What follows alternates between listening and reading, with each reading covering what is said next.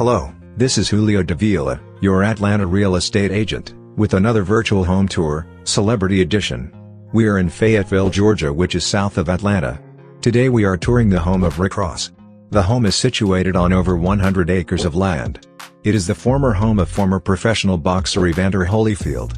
Holyfield had to sell the home due to foreclosure for $7.5 million. It then went back on the market for $8.2 million and eventually sold to Ross at auction for $5.879 million in 2014. The 109-room home features over 44,000 square feet of living space with 12 bedrooms, 21 bathrooms, home theater, bowling alley, gym, recording studio, indoor pool and much more. There is also a 4,000 square foot guest home on the property.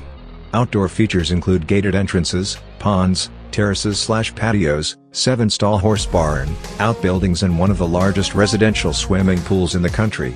Don't forget to tell us what you think in the comments below, like, and subscribe. Now let's finish the tour.